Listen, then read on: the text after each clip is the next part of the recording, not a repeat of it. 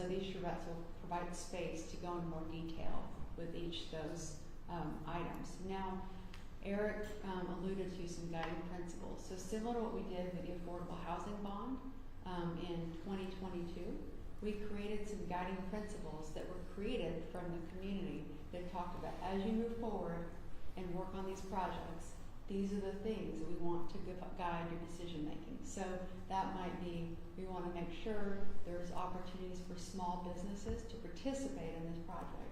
And another guiding principle may relate to public space and actually having activations for the community. Another guiding principle could be about accessibility to the site.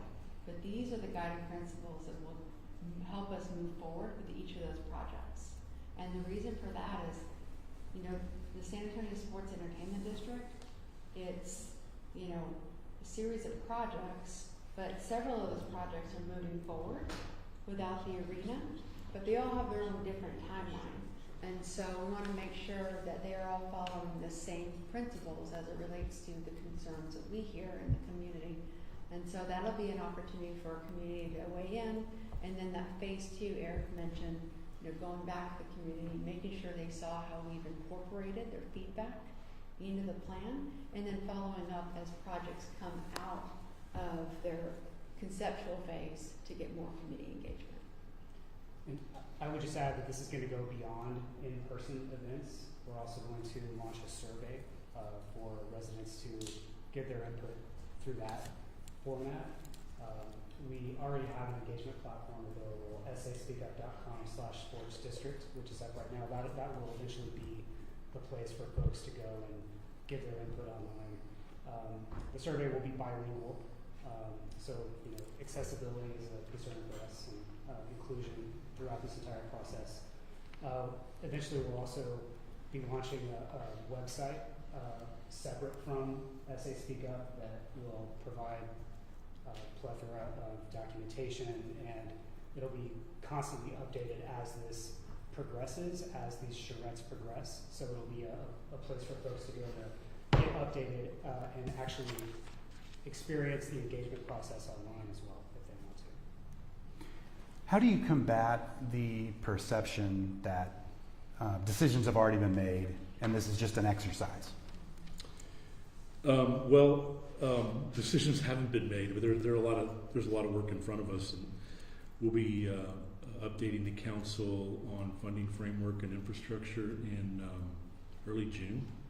Will be the next public presentation, update to the council. We talked last week. There are regarding the funding framework, in particular around an NBA arena. It really centers around those 5 potential revenue sources: the venue tax, the Spurs, development revenue, lease revenue over there in that Hemisphere Park area, and the project finance zone. None of those, there's no term sheet, there's no aspect of what that looks like yet. So a deal is far from being done. In addition to the other areas of the downtown district, we have the work that needs to come back to the council regarding the convention center. We went to the council in December to lay out initially what the plan could be.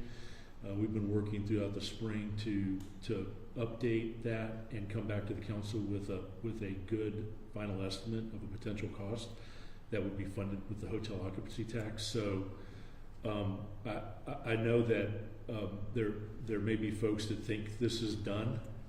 It's far from it. There's a lot of work that needs to be done, and the public engagement part, as you heard the council talk earlier in the year, is an important element of that. Do you think the Spurs are going to ante up, so to speak, in July? That's what County Judge Sakai said. We might actually hear a figure from this. Well, I mean, we've had conversations with them regarding the funding framework. I don't know. I mean, I think there's still work that needs to be done. It's pretty, when you look at the 5 funding streams, they are pretty definitive in terms of potential. But I know the county is working hard on the venue tax portion. The council took action last week here at the council for the PFZ. The Spurs development revenue and any potential revenue from leases is all still in production. How do you see the community feedback actually shaping what this district looks like? And I'm curious whether there'll be an opportunity for folks to just come out and say they don't support some or a few of these projects. I think this process will allow that to happen. I mean, I think we've, and somebody asked me this question last week when I talked to the media after the council meeting. If people feel strongly one way or another, that you shouldn't necessarily wait until the charrette is scheduled in your council district. There are plenty of other mediums, but this will allow for that. I think regarding the first part of your question, Molly, which was Just like an example of how you envision feedback being reflected or incorporated into this. so, this is another example where we utilize this process, and it was with the terminal expansion out at the airport. The community engagement and stakeholder engagement developed guiding principles, as Lori described, that are part of the project and get incorporated, whether that's eventually design or elements or things that the public generally wants to see. I think the council really wants to hear that, and that's one of the reasons why we're shooting on giving them that update in midsummer on what the public feels. Every meeting I go to, whether it's a neighborhood meeting or anything else, there are plenty of opinions, and I think collecting those and organizing them, that's why we've asked a third party to help us with that. I think the last part of it that Brian mentioned is critical, is having one spot on our website, on our front page, where we're providing that information, and updates will be critical. This Is is, community, go ahead. okay, is community engagement too premature given the fact that a new mayor will be taking the lead when community engagement happens? No, I don't think so. I mean, I think it's something that we started talking about with this mayor and council earlier in the year when we did the MOU, and so we knew that there was going to be a transition. I think that community engagement, the sooner it starts, the better, because ultimately, yes, we're going to have a transition here in within a month with the mayor and a number of new council members. And I think they're gonna be looking for the same type of report in terms of feedback from the public and what's important and what's not. So I feel like, given the earlier conversations with the existing mayor and council, we've got to continue to move forward. My question is actually from the opposite end of that, not Okay. premature, but instead of, this was first presented in November, why is it that it's taken 6 months to get to the point of getting community feedback? Well, the MOU with the city and the Spurs and the county was approved earlier this year, and that took some time between November and earlier this year when that was executed. We've been working on developing a plan that we think is on target in terms of what the council has been looking for, and that I think from the city's perspective is necessary as we go through a large project like this. So I don't feel like we're late or too early. I think we're on schedule with what we said earlier in the year when we talked to the council about the MOU. And the number one issue people ask about is how is it gonna be funded? And we're still trying to answer that question. We should be able to have a better framework of how this will be funded before the charrettes happen, and we can bring that in. But if we started this 6 months ago, we wouldn't be able to ask the number one question San Antonio residents are asking is who's paying for it. And So we needed time to work through that exercise. And that's a good point, but that's part of the council update in early June. That will need to continue through the summer as we go through our own transition here. Of the 5 major funding possibilities, when you have the update in early June, which of those will you be able to be specific about in terms of amounts? So we're gonna lay out a framework around development potential, around potential use of the PFZ. And remember, the PFZ that we talked about last week is critical to both the convention center, the Alamo Dome, as well as potentially an NBA arena. So it's part of all that. I think we'll be able to lay out any potential revenue from leases and how we could utilize that development revenue in order to issue debt. I know the county, I said earlier, I know the county is working hard on their venue tax issues, so I suspect that'll be finalized here pretty soon. The part that I don't necessarily, that the city doesn't necessarily control, is the Spurs part, and we are working closely with them. I don't know if that'll be done by the beginning of June. You mentioned that this, you'll have the funding answers for the Struts. Is that, I mean, is it gonna be, my understanding was that's gonna be kind of, that's the framework finalized, so any input or thoughts that people might have on these charrettes about the funding, is that liable to change the formula if you hear, you know, very much against one particular or multiple forms of funding? My guess is that the update to council at the beginning of June is not gonna be final. I mean, I think back to your question, I think we need to be realistic that's the we're gonna have a transition here. And to think that it's gonna be final at the beginning of June, I think it is not correct. I think number two, in the MOU, part of what the city agreed to was initiating that funding framework conversation publicly no later than July. So we've got it, so I guess we could wait till the end of June, the end of June to do it, or the end of July. The sooner we do it, the better, because I think we're in a position, given the work that we've done over the last couple of months, to update the council and more importantly the public on what it potentially could look like. But I just mean, you know, the MOU says we hope to have that framework by July. Is that whatever is presented by July, is that the final version, or if people have strong feelings about the funding sources during the charrettes, could the city change course on how you choose to fund? I don't want, I'm sorry I cut you off. I don't want to speak for the mayor and the council. So obviously the MOU talked about what the city was going to do and the timing of it. Ultimately, the mayor and the council have got to weigh in on that process as well. And part of that is not only their own conversations publicly, but also, you know, what does the community sense about this type of project? At $3 or $4 billion, is it fair to say this is the biggest thing since like Hemisphere 68? I mean, I can't think of a bigger project. Well, I'm going to stress that the sports entertainment district it's a bunch of projects that were going to happen regardless of the arena coming in or not. So, for example, we have to expand our convention center.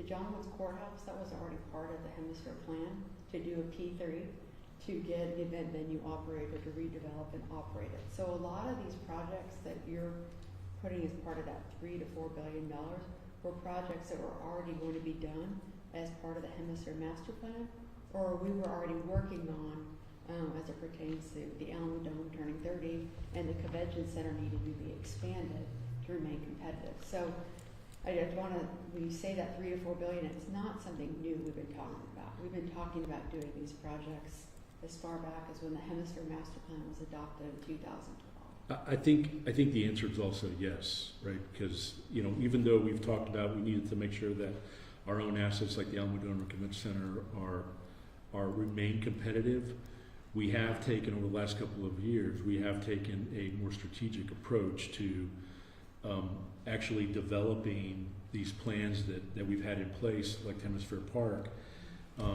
It's larger than the redevelopment of the airport in terms of potential impact and cost, and I think it has a lot of opportunity to take a corner of downtown that has a historic significance to us, is surrounded by a bunch of city assets, and create a new destination for residents. I noticed that you keep using the term charrette. Is there a reason using that? It seems very specific. Is that like how it's going to be laid? Does that have to do with how the meeting is going to be run or laid out?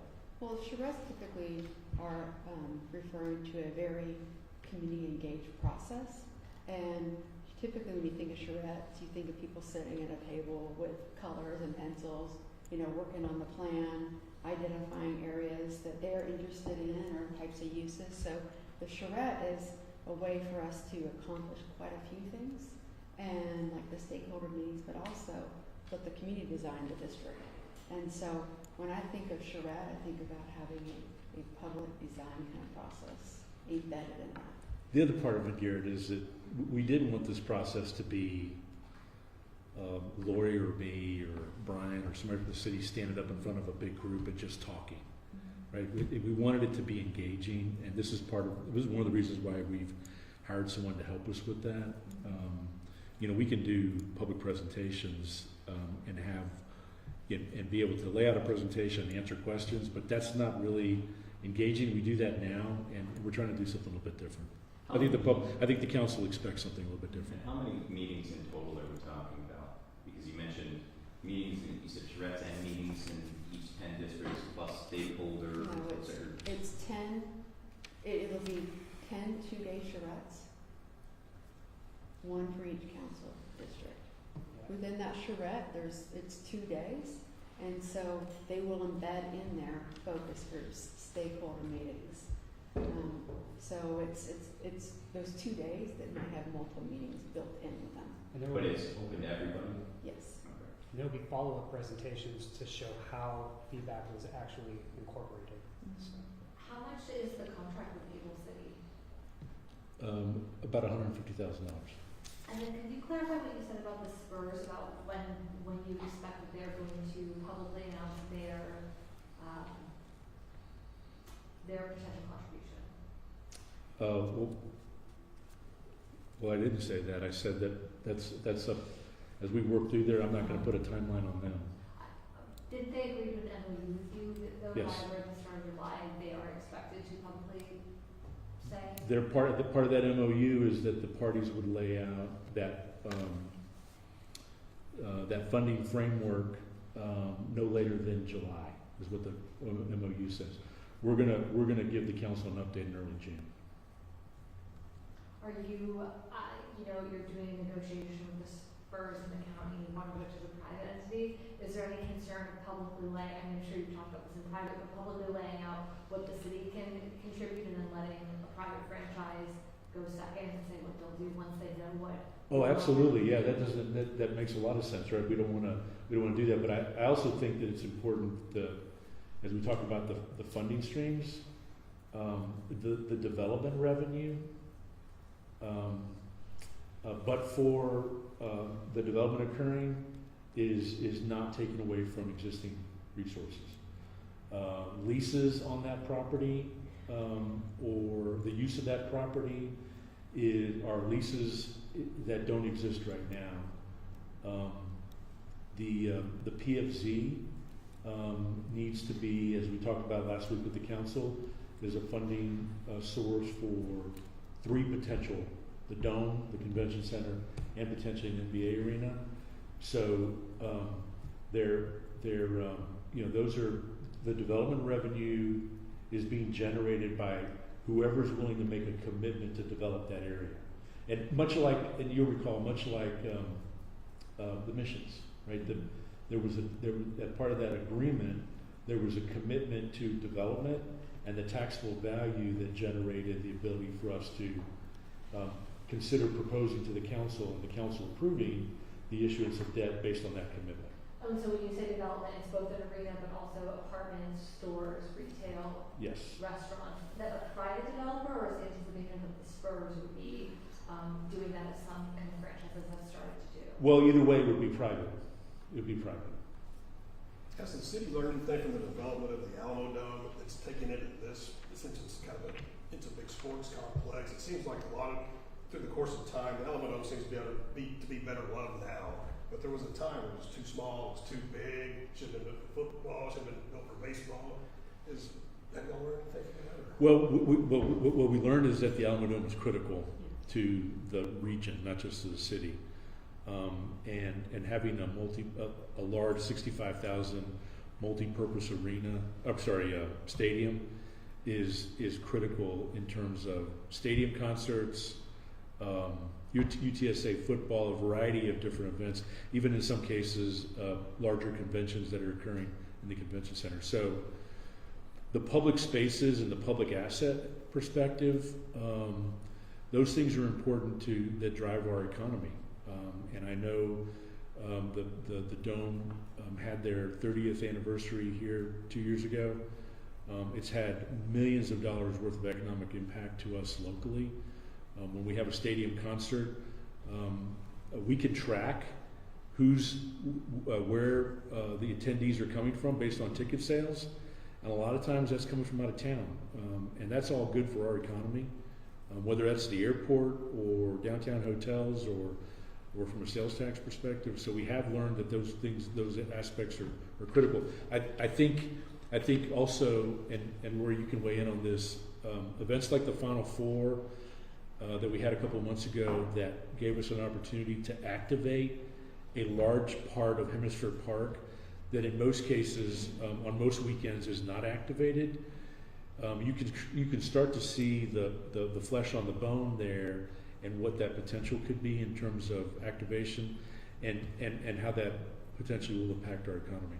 And we are behind NRG Stadium and AT&T in Dallas.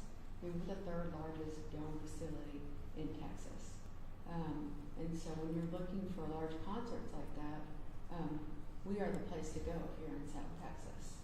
And we want to, keep that prominence in South Texas.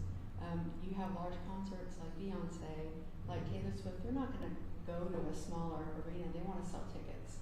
And so having this facility helps us be able to recruit those types of events in San Antonio. So it's very important to us for overall economic development, for just providing San Antonians what they want. They want to see those types of acts. And we have a foothold in South Texas, and that's why people like to come to the facility. One of the things that I think I mentioned last week, but we'll work on the timing of it. We are in early June, mid-June, we will have the economic impact analysis of all of this potential investment, which will kind of quantify what this type of investment could result in. We'll have that, and we'll share that with the media as well. When you say early June will be the funding framework, will that be before or after June 7th? Depends on our work. Yeah. But suffice it to say that whether it's before or after, it's not going to be the last conversation. I suspect those updates will need to continue as we go through our transition. Well, I shouldn't say I suspect. They will. They will. So it won't make any difference, really. So would this be like the Alamo Dome on steroids? Could you sell it like that as far as, look what the Dome did for us? You know what I'm saying? Well, potentially, and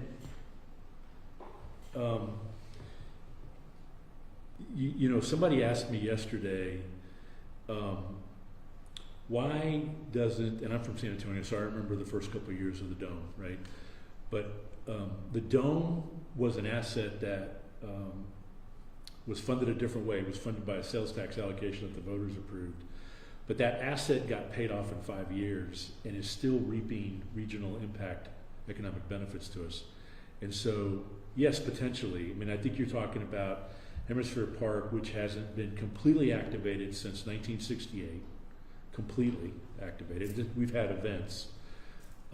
But taking a strategic plan that the council approved in 2012, that envisioned all this, and we have slowly since then, in small increments, funded the redevelopment. But how do we put the rest of Hemisphere Park on steroids? Because it is a destination. It's in a corner of downtown that is surrounded by public assets, whether they are visitors going to those assets or their residents. It's an important node to downtown, and so I think Hemisphere needs that type of destination and build out because it will ultimately impact our economy. I want to ask you a question that I hear frequently. I just got an email today about it. Was some people are wondering, why did the Spurs need a new arena? To them, Frost Bank Center still seems new. Mm-hmm. Well, I mean, I think those are great questions, Jay, and I hear the same thing. I hear that type of question, and then in neighborhood meetings, I hear the city should have done this 10 years ago. I mean, it's somewhere in the middle, I think, and I think that's why we're going to go through community engagement to get kind of everybody's feel and report back to the council, because I think it's important. I also think that the Spurs on their own have been clear about their intention to do something different after their commitments at the Frost Bank Arena. The Wall Street Journal had an article 2 weeks ago that said there are 38 sports and entertainment districts in conversation throughout the country involving multiple professional sports. And I think you see that for a reason, because there's maybe an element of fan experience, or whether it's revenue that drives it, or whether it is revitalizing areas of a city that need revitalization. So I think the answer is probably different, but the pure fact that there are 38 other cities in the country that are talking about similar efforts, I think is more a sign of the times, and that's probably a better question for the Spurs. But I will add, we talk about, Final Four. Why was it so successful? It wasn't successful just because it was in the Alamo Dome. It was successful because it was in the Alamo Dome and Hemisphere, and that fan experience was much richer because they had that outdoor space. And so that's what you see in other NBA stadiums, NBA arenas across the nation, is they have the arena, but that outdoor space provides other opportunities for people to dine earlier, for people who don't want to buy tickets to the game to watch the game in that outdoor space. And so that's what we're seeing across the nation in terms of what professional sports arenas are doing. It's about having that outdoor space to really kind of amplify that fan experience, so it doesn't just have to take place in that facility. Is there anything comparable like this in the country right now that could be used to give listeners an example of what y'all are trying to emulate? Well, there are other examples, but I think what's unique about San Antonio is that we've got, within a 7 or 8 minute walking distance, we have the state, the city, and private sector putting $500 million into an Alamo remake. I think we have, within walking distance of this area, we have 15,000 hotel rooms. That makes us unique. There are other examples. There's Battery Park in Atlanta where the Braves play. Battery Park has more people that go to Battery Park for either housing or other events or retail or bars or restaurants that go to the Atlanta Braves games. You have the Bucks, what's the Bucks area called outside of Milwaukee Bucks Stadium or Arena? I couldn't tell you. Yeah, okay. There's plenty of examples of that. You have, recently you've had announcements around the Tennessee Titans and the new stadium and the development around there. You have an announcement last week about the Commanders in Washington, and a new football and an entertainment district. So I think there's plenty of other examples. I think we're a little bit unique because Final Four was successful because there was a complete integration of Via Park and Ride on steroids. It made it easy to get down here for residents, but we also had a completely walkable downtown that allowed those folks, those visitors, to traverse back and forth. So I'd say we're a little bit unique in that sense. The meetings and surveys, do we have dates on when they're going to any of the specifics? Is it all TBD? TBD, but as soon as we do, we'll make sure we push that out. Okay, so, but again, 10 two-day community charrettes in June, July, one in each of the council districts. Online survey, same time frame, or? It'll be for each council district. There's going to be an online element for each of the No, districts. the 2 day charrettes will be for each council. He's talking about the survey. The survey. What's your question about the survey? Is that going to be around the same time frame, June, July? It'll be ready. The survey will be done and available during the charrettes. Right. Okay. When do you think you'll have these dates laid out? Soon. We're working through the scheduling stuff. And it's a 2 day, so is the idea that folks would come for both of the 2 days, or it's 2 days, so if someone's busy on Monday, they also have an opportunity to come on Tuesday, or is it like a continuation? Yeah, you don't have to. You're not going to get locked in for 2 days. Yeah. There's going to be a flow. It's free We'll have flowing. to run a show. Free Better flowing. Define Yeah, in we're the not next going to couple let weeks. people stay for 2 days. It's an overnight. Yeah, it's fine. All inclusive. Bring your sleeping bag. Lock in at the rec center. Yeah. Yeah, what kind of locations will you be holding? We're looking at our community centers, Public where we typically locations. do our public meetings. Yeah, once we get that final, we're working with the council districts as well, that's an important element, and so. And we'll share all those details as soon as they're available, so. Okay. Just want to make sure we can tell people how they can get involved. The big thing of it, charrettes, the surveys, and then the second phase is the stakeholder meetings then? So No, the we're just stakeholder starting meetings are that gonna part. be part of the charrettes. Yeah. And we are very much very anxious to start marketing these as well. We need to give people enough Yeah. time to get there. Yeah, So you have the same, made the same comment. we're gonna rely upon you, Garrett, to help Yeah. us get the word out. It's all about you getting people there. Well, that's what I like to hear, so. And Garrett, you can tout the SA Speak Up page, because folks can go on there and register for updates. Currently. You can get updates by registering on there? Mhm. Currently, yes. Cool. Yeah. Thanks, everybody. Thanks. Thank you.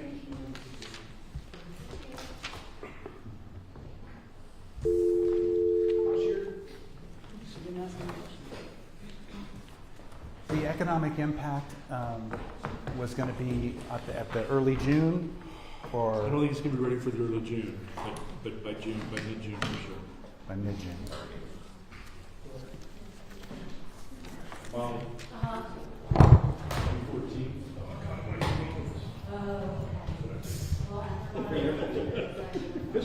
I'm rolling in the microphone. Brings back that big.